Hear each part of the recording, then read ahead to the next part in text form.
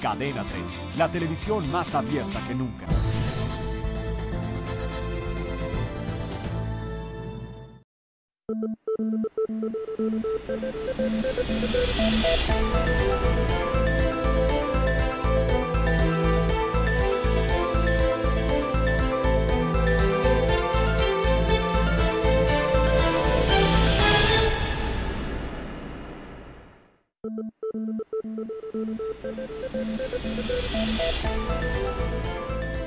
Buenas noches, esto es Círculo de Ideas, el programa de reflexión y análisis de Grupo Imagen Multimedia y Cadena 3.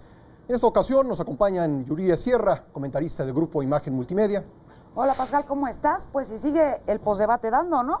Así es, Ricardo Alemán, columnista de Excelsior. Hola, ¿qué tal? Buenas noches a todos. Ulises Beltrán, director general de la casa encuestadora BGC. Encantado, Pascal, gracias. Martín Espinosa, comentarista de Grupo Imagen Multimedia. Muchas gracias, Pascal, y muy buenas noches a todos. Y también están con nosotros los articulistas de Excelsior, Humberto Musacchio. Buenas noches. Y José Buendía, a quienes agradezco mucho la presencia esta noche. Buenas noches, ¿cómo están todos? Bueno, el primer tema que vamos a revisar es el relativo al postdebate, lo que ha sucedido una semana después de que se hizo el primer debate entre los 4 candidatos a la presidencia. Da la impresión de que hay un nuevo escenario, de que habrían vuelto a arrancar, si lo podemos decir así, o si ustedes están de acuerdo, las campañas presidenciales. Y me gustaría comenzar con Ricardo Alemán preguntándote esto. Bueno, a mí me parece que estamos no solamente después del primer debate, sino ya entrando a la mitad del tiempo efectivo de campaña. Que se cumple el jueves. Que se cumple este jueves, se cumplió, y francamente no ha pasado nada.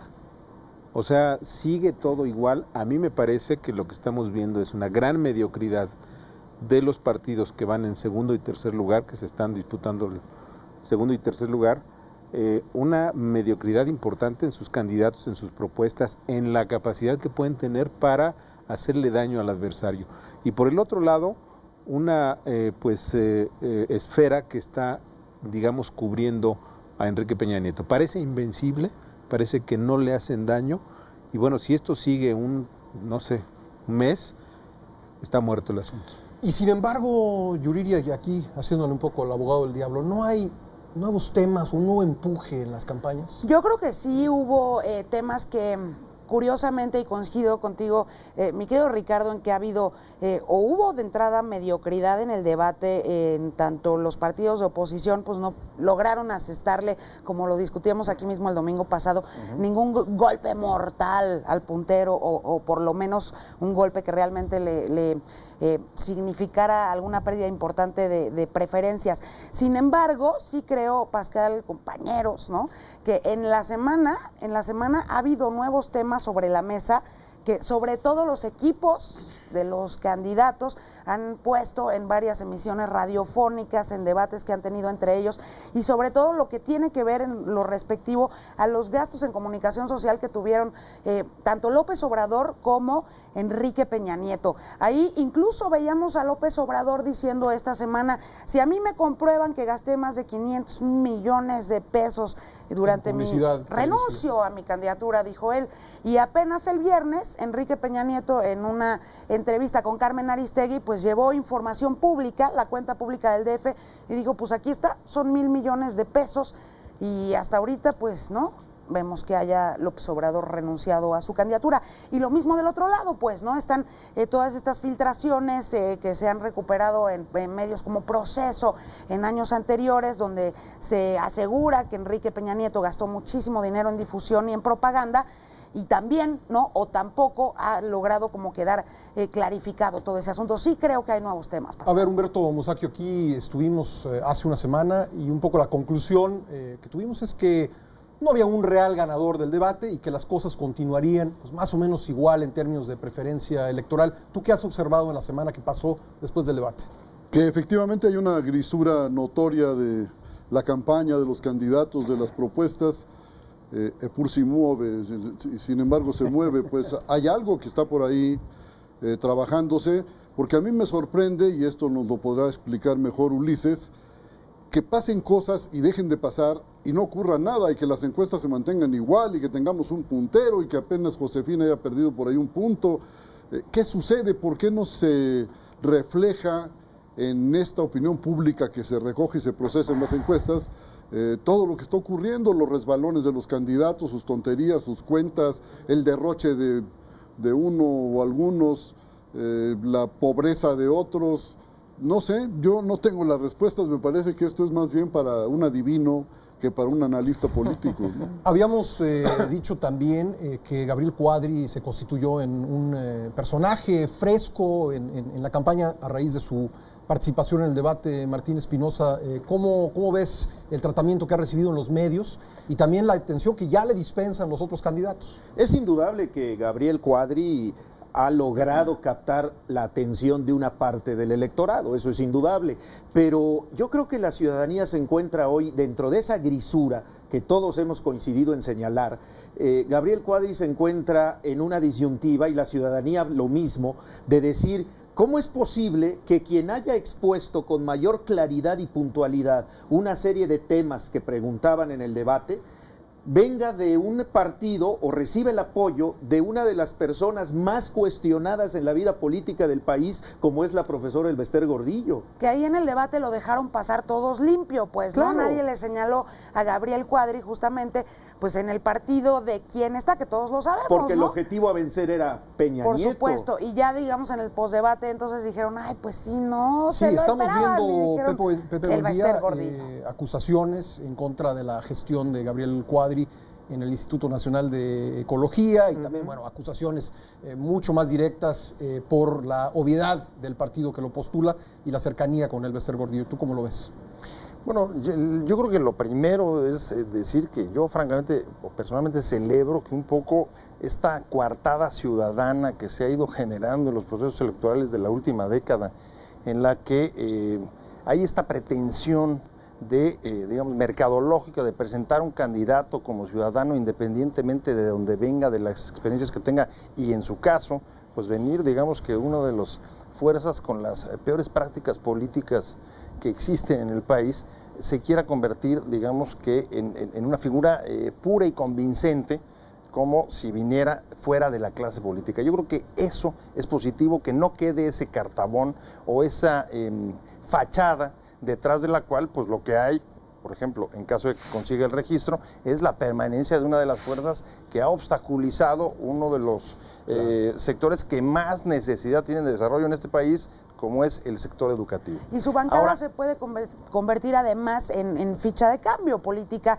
una vez que tomen posesión en la próxima legislatura, ¿no? A lo mejor es un poco temprano para preguntarlo, Ulises, pero bueno, en términos de evaluación, aquí habíamos visto en el ejercicio que se hizo en Grupo Imagen Multimedia, la medición de las participaciones de los candidatos le daba pues buenos puntos a Gabriel Cuadri. ¿Cómo se traduce eso en una evaluación ya vía encuesta? No, mira, muy importante, y lo señalamos aquí, vimos las evaluaciones, Gabriel Cuadri llamó mucho la atención, lo hizo en su momento Rincón Gallardo, lo hizo en su momento Patricia Mercado, es decir, el que viene de abajo, el que es desconocido, el novedoso, pues siempre es mejor evaluado, llamó la atención, se vio muy bien. El día de mañana, como tú sabes, sale la encuesta BGC Excelsior con las preferencias para entonces. Para que compren el Excelsior no va a dar los resultados, pero está muy bien. Pero algo nos vas a dar. Solo que me lo autorice el editor de Excelsior. Vamos a adelantar, si te parece, la muy evaluación del debate. Sí, vamos a adelantar la aprobación del debate, que es lo que comentamos aquí, que todos coincidimos. El problema de los debates es que refuerza las preferencias que ya tienen las personas. La pregunta concreta, ¿quién cree usted que ganó el debate?, pues reproduce cercanamente las preferencias electorales de las personas. En primer lugar, Enrique Peña Nieto; en segundo lugar, Andrés Manuel López Obrador; en tercer lugar, Josefina Vázquez; y Gabriel Cuadri en cuarto lugar, con un resultado, pues sí llama la atención. ¿Qué te puedo decir? 7% dice que ganó el debate, y tiene un efecto en sus preferencias espectacular, porque crece el 100%, no el 100%, el 50%, de 2 a 3. Es decir, entonces ya traes datos. Bueno, o sea, ya traes datos de pero no me deje el crecimiento. editor decirlo No, vamos todo, ¿eh? vamos a dejar Ya esto trae- como, No más el del como una cuarto sorpresa lugar. para Sí. quienes lean Excelsior. el día de No, hoy. no, Pero bueno, es un sí, poco no, decir entonces- Hoy traería también a registro, Cuadri, ¿no? bienvenido a la El registro lo contienda. tiene, sí. Y lo que pasó, por ejemplo, en la Escuela de Periodismo Carlos Septién, donde... Lo de la cuadricombi. Lo de la cuadricombi, como 2 calles antes de la escuela, Sí. se baja de un carro blindado, se sube a la cuadricombi y llega manejando la combi ante los alumnos Es que que por ya lo eso es esperaban Cuadri, afuera. Además, lo es sacan nada de más para una quicio, cuadra. Las preguntas sobre el Difíciles. Becerril Gordillo Sí. prácticamente lo sacan de quicio, ¿no? Sí. A ver, y hemos visto esta semana la participación de los candidatos en universidades, y bueno, ha llamado la atención eso, ¿no? Que los alumnos en general, no voy a decir que en todos los casos, porque ha habido situaciones en las que, por ejemplo, Andrés Manuel López Obrador ha sido bien recibido en algunas casas de estudios, pero esta semana se dio la Escuela de Periodismo Carlos Septién García con Gabriel Cuadri y la Universidad Iberoamericana Con Enrique Peña Nieto, en donde, bueno, hubo muestras de rechazo, también algunas muestras de apoyo, pero finalmente no pasó desapercibida la visita de Peña Nieto por la Universidad Iberoamericana. Son los Y escenarios menos controlados, Pascal, ¿no? Es decir, todos los otros eventos a los que van los candidatos pues está perfectamente armado, Claro. tienen su público, y las universidades, que yo recuerde, siempre han sido parte del espectáculo de color, porque por más que hagas no puedes controlarlo, ¿no? Entonces, Además, esto lo hay una vimos en las denuncia muy otras... puntual al ¿no? respecto, y es la del vocero del TEC de Monterrey, diciendo que el grupo de la gente de Peña Nieto, el equipo de Peña Nieto, pidió llevar 900 acarreados a su presentación en el Tecnológico, lo que no se aceptó.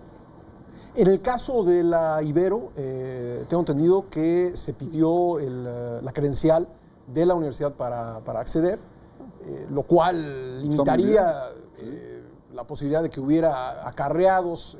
Sin duda hubo abucheos por un lado, apoyo por otro, pero como dices Ulises, es un ambiente no controlado. Pero eso justamente eso es lo que hace riquísima la visita de los candidatos a las universidades, porque justamente el tema, ¿no? O sea, el tema de que vayan y sean confrontados, cuestionados por los estudiantes universitarios, que además muchos de ellos son neovotantes, van a votar por primera vez en estas elecciones.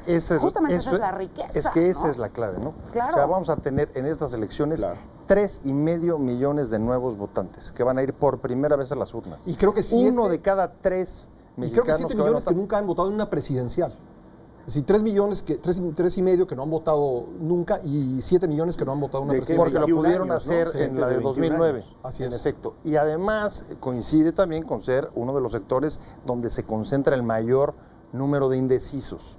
Por eso es un público objetivo de los tres, aunque a ratos pareciera que no lo saben, porque buscan los indecisos, pero con estrategias que yo creo que más bien refuerzan a sus propios seguidores o a sus votos duros y no abren la posibilidad de que se sumen votos de gente que no lo haya decidido a nuevas opciones. Y eso lo demuestra la presencia de jóvenes en redes sociales. Ahí el debate está durísimo, ahí creo que las cifras de los encuestadores no ajustan, no cuadran. ¿Por qué? Porque son jóvenes críticos que quieren otra clase de país, me parece muy bien. Eso por Muy un lado y pequeño, por el es un otro, espacio muy pequeño, ¿no? 11 Son- millones están en redes sociales. ¿no? Pero además muy de también, estrato, muy definido, ¿no? digamos, es otro campo de batalla para los candidatos. Claro. O sea, claro que todos, sin excepción, Enrique Peña Nieto, Josefina Vázquez Mota, Andrés Manuel López Obrador y hasta Cuadri, ya tienen así su propio cuarto de guerra que se dedica pues únicamente a tuitear, a estar en las redes sociales, Los en tuiteros Facebook. están como de mal humor, son muy Y eso- negativos, no sé por qué. Bueno, Pero en todo caso, Cuando son de carne y hueso. En Sí, todo los de caso, carne creo y que esta hueso, semana exacto. será una semana en que se va a debatir precisamente el tema de la presencia de Peña Nieto en la Ibero. Va a haber acusaciones de un lado y de otro respecto de dónde provenían quienes por un lado lo abucharon y por otro lado lo ovacionaron. Creo que va a ser un tema álgido esta semana, ¿no, Ricardo? Sí, sin duda va a ser, y me parece que vamos a ver, como bien dices, mucha información respecto al origen de ciertos grupos que se han infiltrado a los eventos universitarios. Hay el interés de mucha gente, de muchos sectores, por hacer aparecer a un candidato como aplaudido en las universidades y abucheado o al revés. Pero en todo caso, perdón, yo insisto en lo mismo. Estábamos platicando, Yurina nos decía que están discutiendo de los gastos del Distrito Federal de Andrés Manuel López Obrador, de los gastos de Peña Nieto en el Estado de México. de lo que está pasando en las universidades, pero ¿dónde están los grandes temas? ¿Dónde está la discusión de grandes problemas? ¿Cómo los van a resolver? ¿Dónde está la discusión de un gran pecado político, entre comillas, que tenga López Obrador o que tenga Peña Nieto o la propia señora Josefina Vázquez Mota? A mí me parece que seguimos en la absoluta mediocridad, en discusiones muy menores, como si la elección fuera el gobierno del Distrito Federal o el Estado de México. Estamos peleando o estamos por la elección federal y presidencial, que sería la tercera elección después de la elección de la alternancia. Y francamente, la discusión y el debate que estamos viendo me parece muy medio. ¿Qué temas te gustaría ver? Por ejemplo, así, ¿cuáles crees que sería buena idea que se hubieran puesto sobre la mesa en esta semana de posdebate? Básicamente, ¿cómo está, por ejemplo, la atención a problemas fundamentales, educación, que está verdaderamente, lo acaba de decir Pepe Buendía, está en la calle la educación en México? No nos han dicho con números y con puntualizaciones qué van a hacer. En el asunto de la seguridad solamente hay variantes de lo mismo que ya se ha dicho, no hay una puntualización clara. ¿Cómo va a ser la inversión externa? ¿Cómo va a ser la creación de empleos? Esos temas, o realmente si Peña Nieto tiene un asunto gordo, o las mentiras, por ejemplo, que por ahí hay que ver a Pablo Iriart, por ejemplo, en la semana, que le estuvo documentando con pelos y señales las grandes mentiras de López Obrador, entre otras cosas. Pero realmente el tema o la discusión de fondo para salir de los problemas que tenemos no se está dando. ¿Será que el electorado, a pesar de la importancia de los temas, y en esto hay que coincidir con Ricardo absolutamente, la importancia de los temas que están delante de nosotros en los próximos años como país, ¿será que el electorado se guía más por filias y fobias y que los temas han quedado completamente relegados? Yo creo que el electorado se guía mucho por lo que los medios de comunicación hacen y dicen. Y debo aquí, lo digo, y a ver si no me regañan, pero aquí hay una responsabilidad compartida y autocrítica. Sin duda. Yo veo que del debate yo salí, la verdad, pude ver la definición clara de dos posiciones sobre algo fundamental, que es el crecimiento económico de México en los próximos años y que pasa necesariamente por petróleos mexicanos. Entonces ahí hay una definición clara, visible, con una realidad que es Andrés Manuel López Obrador con una posición conservadora del PRI de los 60 y Josefina y Peña Nieto coincidiendo en la necesidad de la apertura a la inversión privada. A mí me sorprende que este tema, que me parece primero atávico en la cultura política mexicana, no haya sido retomado por los diciendo, a ver, ¿quién? Y pues cómo le van a hacer, ¿se abre o no se abre Pemex? Esta definición, ¿no?, clara en dos opciones de país, claramente definidos, que se revierte a otras cosas. La lista, traía yo aquí la lista de ofertas y cosas, bueno, ¿y quién la va a pagar y cómo? Porque hay seguro universal, seguro médico universal, ¿de dónde es una oferta muy importante? Pensiones, y por lo visto, ¿no, Ulises? Creo que lo que veremos esta semana no son esas discusiones, sino, en primer lugar, cómo se arman los grupos a favor o en contra de los candidatos en las universidades. Si les parece, vamos a una pausa y regresando vamos a hablar sobre el activismo del presidente de la República, si esto no le causará un problema en lo personal ante las autoridades electorales o será visto como un apoyo a su partido, el Partido Acción Nacional. Vamos a una pausa y regresamos. Esto es Círculo de Ideas.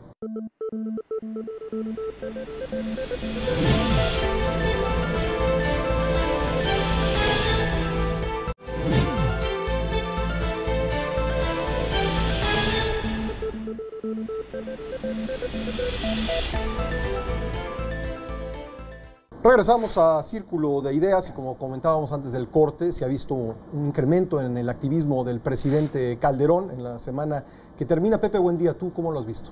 Bueno, el presidente Calderón entró esta semana a sumarse a los ataques y al tipo de ataques que veníamos ya escuchando, porque pareciera que, en el caso casi de todos los candidatos, parecía que sus estrategias descansan, digamos, en este fenómeno de la polarización, confrontar para tratar de avanzar. Y ahí a uno no le queda qué tan claro. Esto puede resultar en todos los casos. Tenemos el referente, por supuesto, de 2006, en el que a Calderón sí le funcionó la polarización, aquel peligro para México, pero no está claro que en todos los casos y en todos los procesos electorales polarizar te permite avanzar. Porque tenemos una situación, quizá no de tercios, pero sí de 3 partidos fuertes y ninguno que termine por desplomarse. Martín, ¿a ti quién te parece, a quién puede beneficiarle este activismo del presidente, claramente dirigido contra el PRI? Yo creo que el México del 2006 es totalmente diferente, o fue totalmente diferente, claro, al 2012. El presidente entra con una estrategia similar, como dice Pepe Buendía, pero no es lo mismo lo que vivíamos los mexicanos hace 6 años que lo que está ocurriendo hoy con una ciudadanía, un electorado mucho más desencantado, mucho más crítico, sobre todo a la luz de las políticas del sexenio que está por terminar, que para mucha gente no han funcionado, sobre todo en materia de seguridad pública. Y creo que ahí radica mucho lo que estamos viendo en cuanto al activismo presidencial. Y yo creo que en lugar de beneficiar va a resultar perjudicial, y los números lo están indicando en las últimas encuestas que hemos visto públicamente. Yo creo que ahí hay un elemento muy importante que no ha tomado en cuenta el equipo de campaña, tanto de la candidata panista como de la presidencia de la República, donde seguimos viendo que están en frecuencias totalmente diferentes, y de hecho la palabra diferente ocupa un lugar muy importante en el discurso de la candidata presidencial. Ahora, los datos, viéndolos fríamente, Humberto, el presidente ha hablado del manejo de la economía y ha hablado de lo que él ve como logros de su administración en la construcción de guarderías, en vivienda. ¿Tiene un punto el presidente en el manejo de los datos? Yo supongo que estará echando mano de datos ciertos, aunque hay mucha gente que lo duda. Y para mí el problema es que no solo interviene el presidente, hay otro señor que gobierna la Ciudad de México que hace un festival en el Zócalo y lleva a Paul McCartney, ni más ni menos. Esto también me parece que es una manera de entrar en el proceso electoral. No son pocos los gobernadores que están haciendo cosas que influyen también en la posibilidad del voto, en la orientación del voto. Y yo creo que el IFE está como muy contento viendo pasar las cosas sin intervenir. Ya sobre las cuentas que le exigieron sobre los aviones de Peña Nieto, dijo que eso se verá después de la elección, que no es el momento. ¿Cómo ves al IFE en esta coyuntura, Yuri? Yo creo que el IFE que tenemos hoy en día es por mucho el peor de la joven existencia del Instituto Federal Electoral en nuestro país. Yo creo que han sido, siempre hemos dicho los analistas y los politólogos que al IFE le harían falta dientes, ¿no? O sea, que tendría que tener muchas más facultades para, ahora sí que para morder dientes, para morder cuando cualquier partido político o candidato viola o violenta la ley, ¿no? O trata de evadirla como puede, ¿no?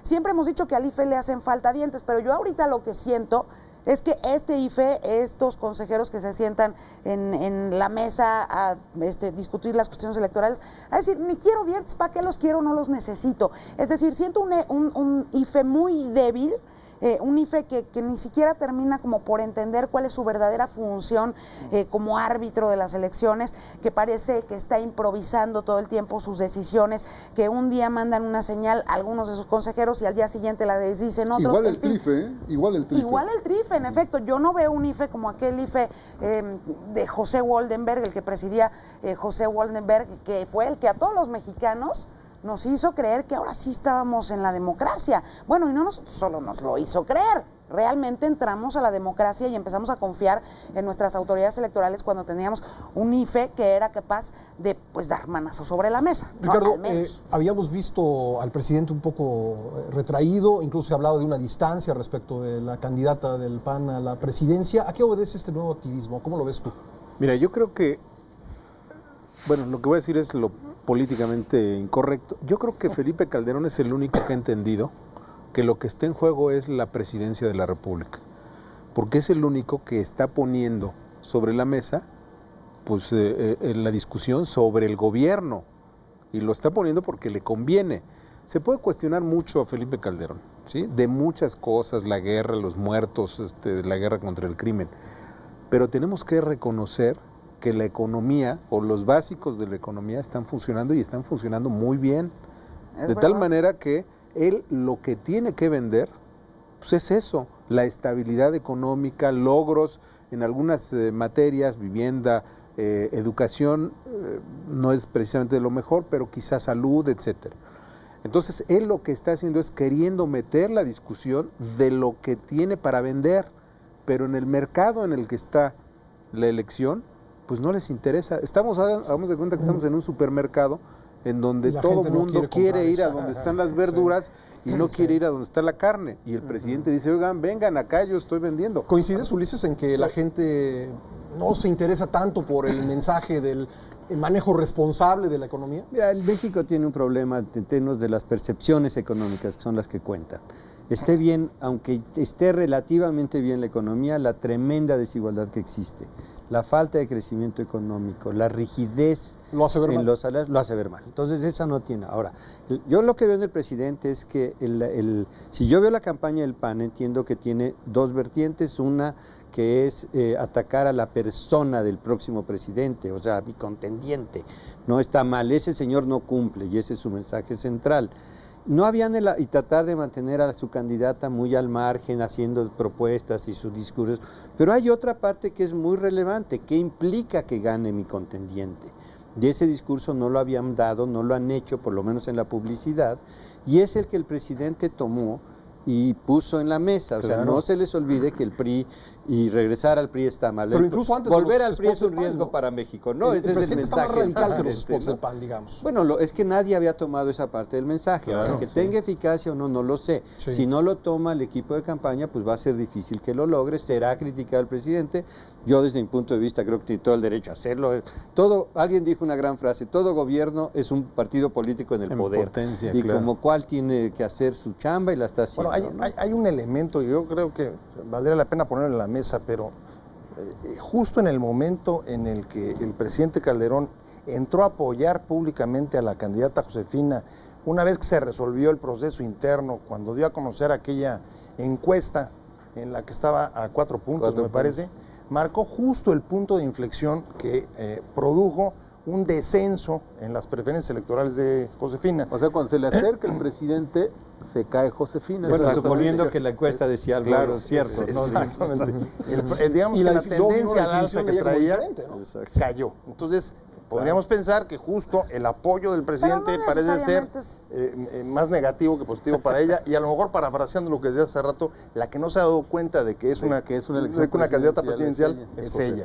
Claro. Y el segundo apunte es: parece que no está entrando el discurso de Calderón, y es una hipótesis, pero quizá tenga que ver con el hecho de que estamos viendo una campaña en la que pareciera que el partido en el gobierno sigue siendo el PRI, sigue siendo el que lleva la batuta y al que habría que juzgar y pedir por sus logros o exigirle rendición de cuentas. El gobierno de Calderón, sus logros y sus desaciertos, sus positivos y negativos, están fuera de discusión, están como en otro país. Pareciera, en efecto, que de lo que se trata es de juzgar al PRI, quizá por la intención de juzgar el gobierno de Peña Nieto. Hay una Creo que campaña estas donde dos Peña cosas... Nieto no cumple, además. En el Hay debate, toda una campaña. Así en es. el debate, López Obrador, buena parte de su argumentación fue el tiempo de Salinas, fue el tiempo del PRI antes del PAN. Así o sea, ¿qué es lo que estamos evaluando para tomar la decisión?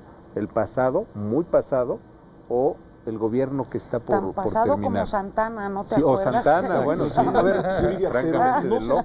Bueno, a mí me parece. ¿no se esperaría eso del puntero de la elección, que se ataque al puntero, más allá de que el PRI haya sido En cualquier elección, gobierno hace en 12 cualquier años elección, y que tenga 20 en cualquier estados? elección.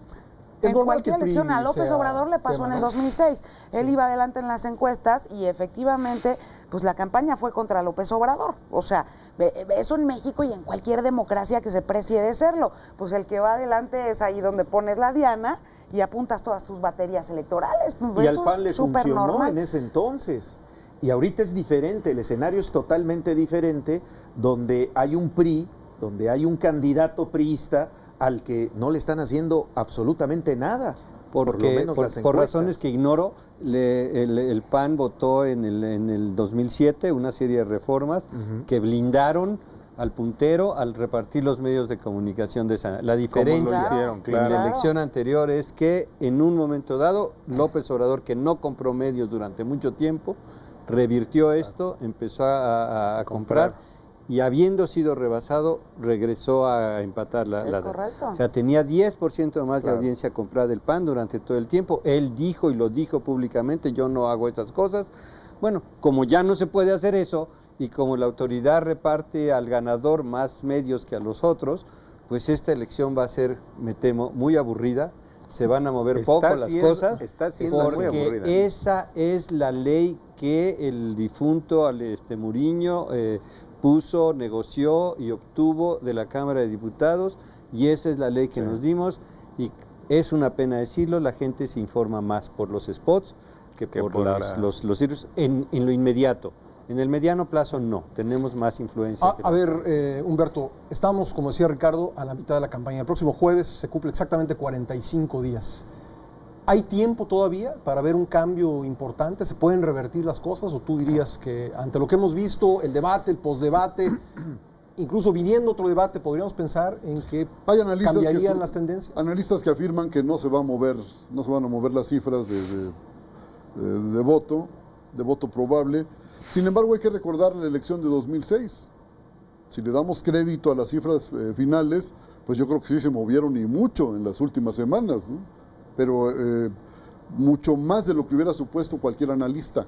Esto es muy importante. Y yo no veo que las encuestas, insisto en lo de las encuestas, Ulises, perdóname, yo no veo que las encuestas me indiquen lo que está pasando en el mapa político nacional. Las veo muy estables desde hace meses, no se mueve nada. ¿Qué pasa? Perdón, pero yo no lo entiendo.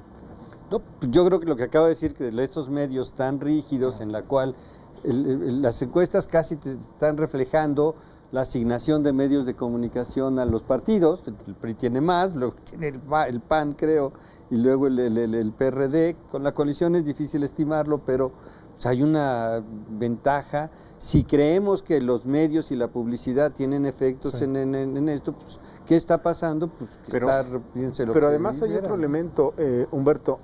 Hace 6 años, a estas alturas, a mes y medio de la elección, ya Felipe Calderón había alcanzado y empezaba a repuntar o a dejar abajo a López Obrador. O sea, a mí me parece que lo que estamos viendo en este momento es una especie de amorcillamiento, como dicen los especialistas en todo, ¿sí? de los candidatos. Y la propia gente ya tomó, los electores ya tomaron decisión de por quién y no se va a mover.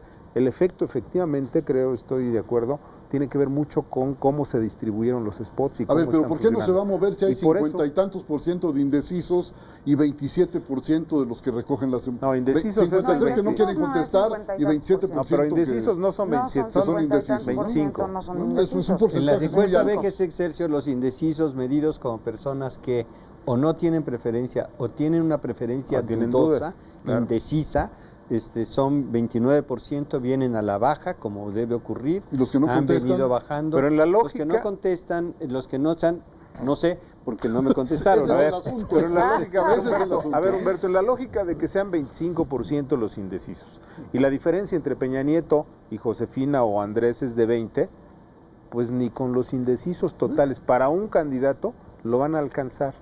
Entonces, la verdad es que el proceso, a mí me parece que está en un amorcillamiento que ya nos puede decir para dónde va. Ya hay una pero serie es por de la ley. personas... Si atendiéramos, por ejemplo, el debate, lo que pasó en el debate, por qué el debate fue y tuvo ese formato, no fue la ley, Ulises. Los partidos políticos decidieron que así querían que fuera. Y por ejemplo, el mismo artículo 70 del COFIPE faculta al IFE para poner las reglas del juego. Es decir, no hay ninguna ley que esté restringiendo el debate. Dice que consultará, pero la decisión es del IFE. Es potestativo, además. Me refiero a la asignación de los spots en el horario, ¿no? A ver, Yuri, pero también efectivamente esta idea de equidad, en la cual de repente 1 minuto para ti, 2 para mí, 3 para ti, no hagas esto, no hagas lo otro, no voltees para acá, que no hayamos podido ver el escenario completo, las caras me de los parece demás. Una cosa el cuerpo de la señorita esa blindada. Esta es una elección blindada para el ciudadano. ¿Qué tendría que pasar, Yuriria, para que se revirtieran las tendencias? Pues hay algunos analistas y también ciudadanos que dicen, pues ya que decline López Obrador a favor de Josefina, o Josefina a favor de López Obrador, ¿no? Digamos, y los números que por supuesto el señor Ulises Beltrán nos tiene clarísimos, antes del debate ni siquiera juntos Josefina y López Obrador alcanzaban a Peña Nieto. Ahora sí, digo, yo creo que esa es una propuesta que por supuesto parece fuera de toda... Que escuchamos en el 2000, que hemos escuchado en muchas posibilidad, veces. No va a ocurrir, bueno, pero digamos... uno quiere abrirle la inversión privada a Pemex y el otro no. Exacto, entonces ya primero, entrada, si logran ¿no? ponerse de acuerdo en eso, pues habría que supongo ponerse habrá primero una en las alianza. claro. Los dos están como en contra del aborto y los dos están como en contra de los matrimonios Porque los dos son gays, por conservadores. ejemplo, Es que ¿no? los dos son conservadores. López Obrador hace malabares y dice, porque él se autoproclama de izquierda y él dice, haremos una consulta. No, bueno, pues, los derechos, digamos, de las minorías no están a consulta, pero en fin, ese es otro debate, digamos. Pero muy bueno. Pero muy bueno. Un buen debate y sobre todo viendo ahorita a Barack Obama asumiendo Exacto. posturas cuando quiere ser reelecto, pero en fin, insisto, ese es otro debate. Yo creo que lo que tendría que ocurrir para que se revirtiera, que pasó mucho con Andrés Manuel López Obrador en el 2006, fueron una cantidad de errores cometidos por López Obrador, lo que empezó a mandarlo a la baja en las preferencias electorales. Pero no creo que ese sea el caso con Peña Nieto. Claro, y ya no lo están arriesgando, ¿no? Está muy bien cuidada esa parte. Y él se está preparando mucho mejor de lo que estaba, digamos, antes de que arrancaran las campañas electorales, ¿no? Bueno, y así como hemos visto en estos días la discusión de si sería posible una alianza del PAN y la izquierda para enfrentar mediante una declinación al PRI, también estamos viendo una lucha muy intensa por quién queda en segundo lugar y quién queda en tercero. Yo quiero preguntarle al panel si es relevante esta discusión para los próximos 6 años. Vamos a una pausa y regresamos. Esto es Círculo de Ideas.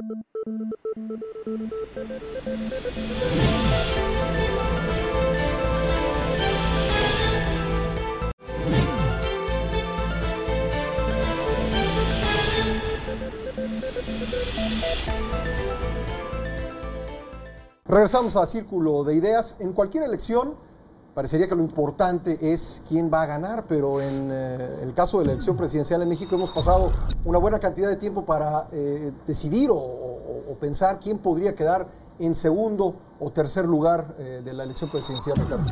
Sí, si recordamos lo que dicen los comentaristas deportivos, regularmente dicen, todo el mundo se acuerda de quién es el campeón y nadie se acuerda de quién quedó en segundo lugar. Sin embargo, en política y en el ejercicio del poder no es así. El segundo lugar suele ser importante para hacer alianzas, para hacer acuerdos, para hacer cogobiernos, que es lo que están planteando Josefina Vázquez Mota y Enrique Peña Nieto con variantes.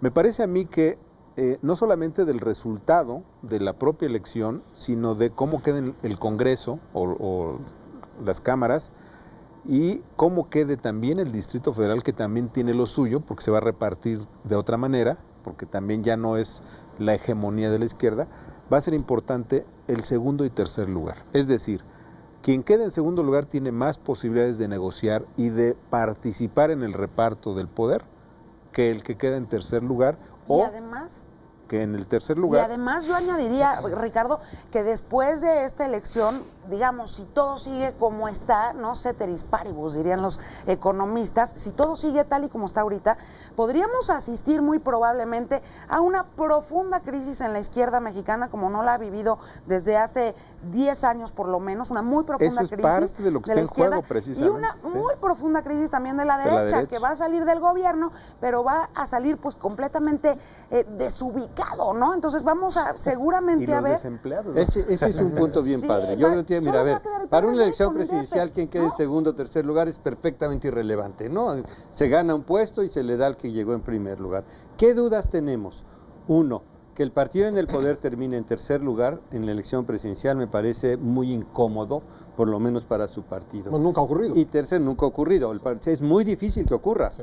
Casi siempre el partido en el poder queda, cuando pierde, en segundo lugar. Y la otra que me parece relevante y la que todos tenemos es, ¿de qué tamaño es López Obrador todavía? Claro. Es decir, ¿realmente mantiene algo o le queda poco? ¿Cuánto le alcanza? ¿No? Son dos preguntas. Pero lo relevante lo dijo Ricardo, estamos, ¿cómo en el Congreso? ¿Cómo va a ser la votación de diputados? cuántos distritos gana quién y con quién se va a aliar para lograr Y reformas sin embargo, constitucionales. Ulises y Ricardo, el PRI quedando en tercer lugar en el 2006 jugó un papel muy relevante Fundamental. en el Congreso, ¿no? No podríamos ver un escenario así del tercer lugar jugando, digamos, la bisagra entre las dos primeras fuerzas políticas. Hace un rato alguien lo dijo, no recuerdo quién. El Partido Nueva Alianza, el Partido Verde, que está ocupando también, peleando el tercer lugar en general, y en el DF está prácticamente ya en el tercer lugar. Entonces, esas pequeñas fuerzas van a ser estas bisagras y la recomposición se va a hacer muy interesante. ¿Cómo va a quedar? Y de ahí va a depender lo que pueda hacer el próximo presidente. Ahora, yo cuestionaría, estas bisagras de las que habla Ricardo Alemán, ¿qué tanto funcionarían dependiendo de cómo quede el porcentaje de votos en la presidencial, cómo quede el Distrito Federal conformado con una fuerza importante de la izquierda? ¿Qué tanto a nivel federal el partido que resulte ganador o el grupo que resulte ganador quisiera hacer una alianza con el resto de los partidos y no se repita el fenómeno de 2006 donde el PRI jugó una parte importante en la recomposición del ascenso del PAN a la presidencia de la República? Pues va a depender si tiene carro completo el PRI o no. Exacto. O sea, así de Porque fácil, hay ¿no? una tentación de decir, Pues gané claro. todo, me quedo con todo y yo decido cómo se gobierna a Como partir de este Pirinola, momento. ¿no?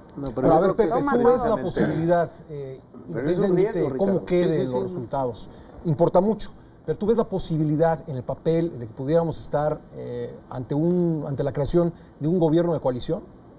Bueno, lo primero, Pascal, de esta discusión es, me preocupa que la discusión fuera a 40 días de la elección, a media elección, sobre el segundo y tercer lugar, porque eso sería casi como aceptar que ya ya está quién el va resultado. a ser el primer Claro, lugar. sí, No sé si esto sea el reflejo del ánimo que se pueda imponer en los próximos días, pero sí me parecería notable. Segundo punto, el asunto del voto. En un régimen presidencial, desde luego, es mucho más relevante cómo voten por el Congreso que cuántos sean los votos que se lleven el segundo y el tercero. Claro. Y como hemos visto en los últimos 15 años en el país, el voto ha sido diferenciado. No es el mismo claro. voto el que va por el candidato presidencial que el que permite la integración del Congreso. Pero creo Esa que porque discusión se sí había es desplomado importante. el tercer lugar en otras elecciones, ¿no? Y en este caso no estamos viendo un desplome del tercer lugar. Yo, Aquí no. Yo creo Aquí que mira, es lo el- que es muy importante es que entendamos las reglas con las que se integra el Congreso. La verdad es que lo único que necesita, y si los números que estamos viendo sostienen, el PRI podría llevarse la mayoría simple del Congreso, es decir, no 50% necesita alianza más para uno. hacer reformas legales mínimas. Y de ahí en adelante es muy irrelevante lo demás porque ningún partido puede reformar por sí solo la Claro, Constitución. claro. Ahora, Si no es con el la escenario más optimista para el PRI sería que gane mucho porcentaje y además gane una gran cantidad de distritos y le baste a su aliado verde para con él hacer reforma constitucional, lo cual yo personalmente me preocuparía porque yo prefiero que partidos grandes discutan las cosas, pero es un escenario posible, que gane suficientes distritos y su porcentaje tal que con los pocos diputados del verde pueda hacer reforma constitucional. Ahora, No, De ahí pero a ver, en fuera, datos- pero a ver, nomás termino, nada de más ahí en un fuera dato, lo que sí. sigue es muy sencillo. Queda de tal manera arriba de mayoría simple, pero para hacer reforma constitucional tiene que hacerlo con alguien más. Exacto, a Por ver. lo que La yo calificada. leo de sus propuestas, el único posible es el PAN, Claro. como ha sido históricamente el caso de México. O sea, en México las reformas y los cambios estructurales han sido de voto PRI-PAN, lo que vivimos en los 90s, y creo que es lo que sigue, porque entre otras cosas el PRD cuando está en el Congreso para reformas constitucionales no no le colabora. entra. A ver, ¿En la No le forma de entra. una coalición o simplemente la forma Simplemente de forma de acuerdos votaciones. de que cada sea cosa? alguien, En suma sí. de votos. Sí. Es precisamente, me parece, el meollo del asunto, lo está diciendo Ulises. Es decir, si el PAN queda en segundo lugar y el PRI obtiene el 50% más uno de la votación, sumados podrían dar los 2/3 para reforma constitucional. Reforma energética, por ejemplo, reforma laboral y algunas otras que requieren una mayoría calificada, que son 2/3 De la Cámara, sí. del Congreso. Si la izquierda o López Obrador obtienen el segundo lugar, se dificulta, no solamente por números, sino por legitimidad política, esta posible coalición entre el primero y el segundo para llevar adelante estas reformas.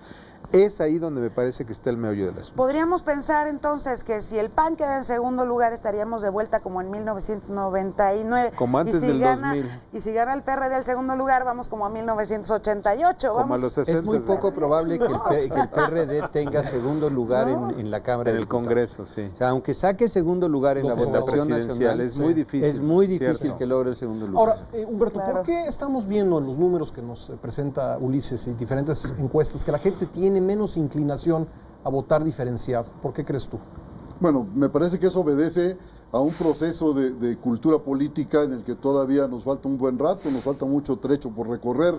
Sin embargo, hay cifras que muestran que hemos ido avanzando en la diferenciación del voto. Pero yo quiero volver al asunto de qué va a pasar con el PAN y con el PRD si pierden, dando por supuesto que el PRI va a ganarlo, sobre lo cual tengo muchas dudas. Y es que me parece que, decía Hegel, que los procesos en ascenso tienden a la unidad, y efectivamente cuando alguien se va para abajo arrastra con todo y no mantiene la cohesión interna. Y yo creo que eso le puede ocurrir al PRD muy fácilmente, son fuerzas ahí que yo no sé cómo se sostienen juntas, y al PAN, que teniendo la presidencia de la República ha estado metido durante todo este sexenio en unos pleitos que nunca habíamos visto de un partido gobernante.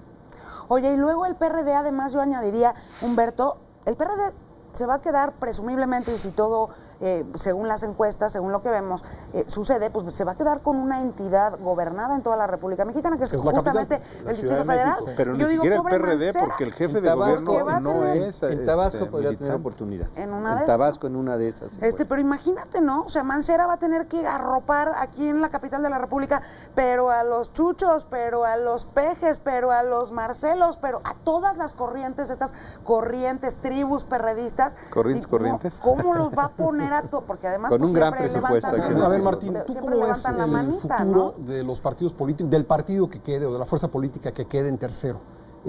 ¿Cuál sería el escenario para la izquierda y cuál sería el escenario para el PAN en términos de unidad y cohesión?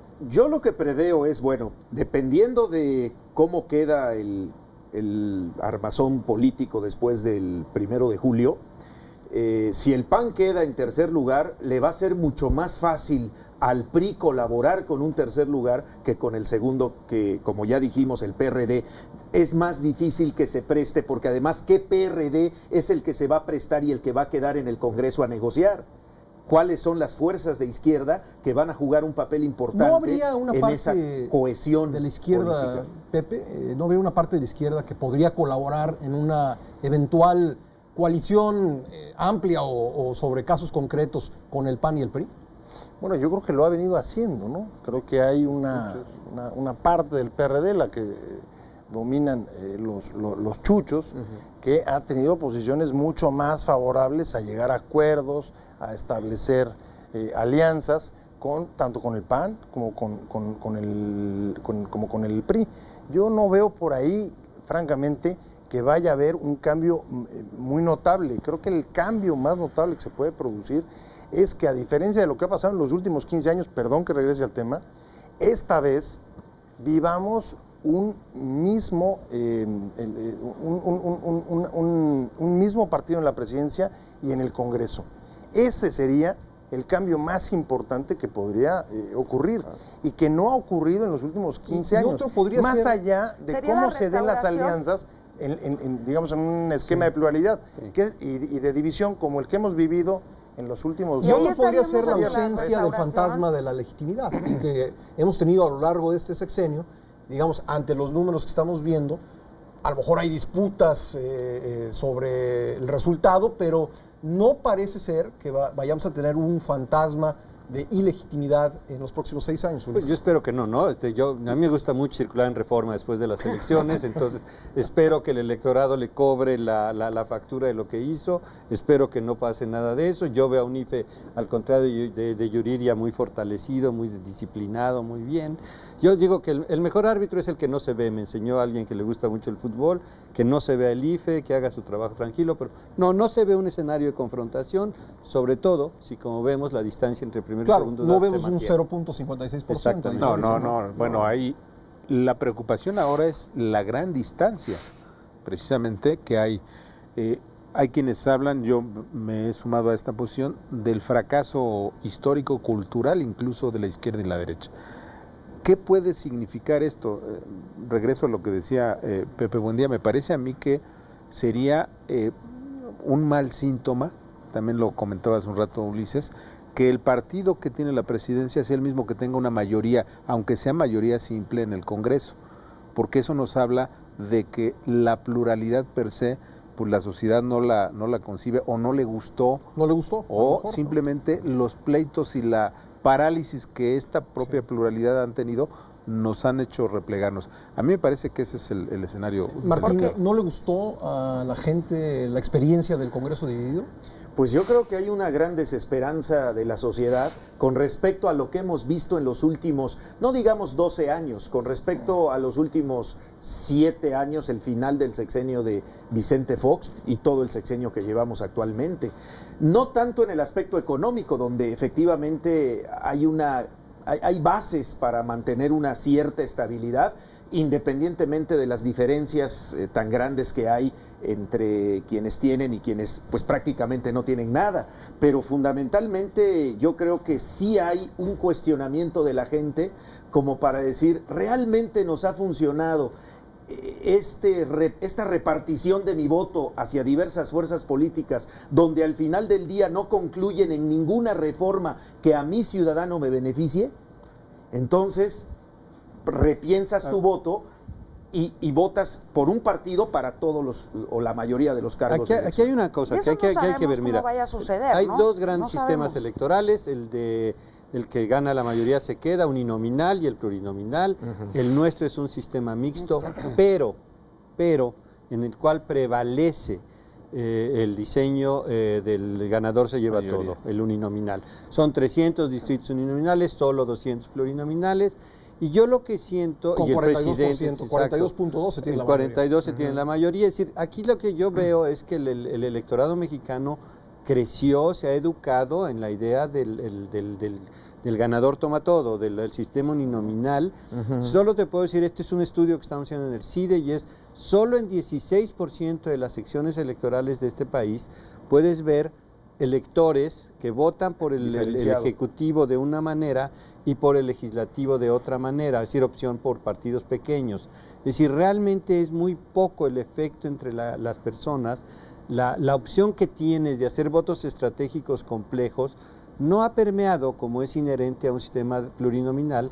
¿Por qué? Porque el que prevalece en la educación y la cultura de este país es el que gana la mayoría se lleva el puesto, todo, ¿no? Entonces, esto está muy acendrado, está bien, ¿no? Tendría que pasar algo muy grande. Yo creo que no hay que ser tan pesimista, tenemos muy pocos años con una democracia optimista, más o menos digna de ese nombre. ¿no? Porque el pluralismo no es en sí mismo el valor superior de la democracia. Digo, hay grandes países sin plurinominalidad que creo que difícilmente no calificamos de no democráticos, ¿no? Eso sería quizá lo más peligroso que quedara de esta década. Un deterioro, digamos, de la imagen y el prestigio del pluralismo. El pluralismo enriquece. El pluralismo nos permitió que en este país pasáramos de un régimen los críticos, todo el mundo dicen, pero nos paralizó. Y los críticos dicen, pero nos paralizó. Sí. Y hablo en tercera persona porque yo confieso que no tengo una posición definida, ¿no? Sí, pero es que ahí está el mal manejo, porque no nos paralizó el pluralismo. Lo que en todo caso nos paralizó fue la falta de herramientas para manejar el pluralismo o para resolver los conflictos, pero que no son inherentes al régimen presidencial. Pero el régimen presidencial es ese, es el que es, se lleva todo y gobierna. Pero ¿cómo vas a compensar exactamente, Ulises? No hay herramientas para darles incentivos para que el pluralismo funcione. O sea, si el que gana se lleva todo, los otros no hay que darles, no hay elementos de reparto para que se incorporen.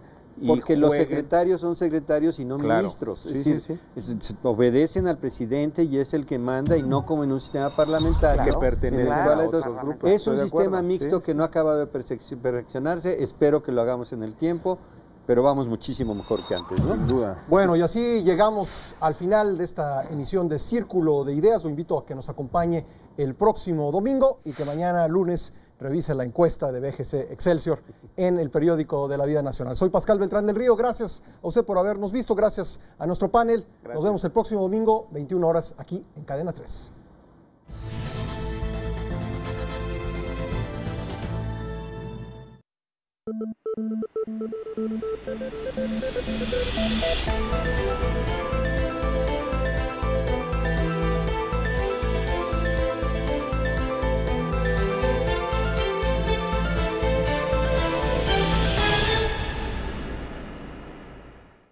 Cadena 30, la televisión más abierta que nunca.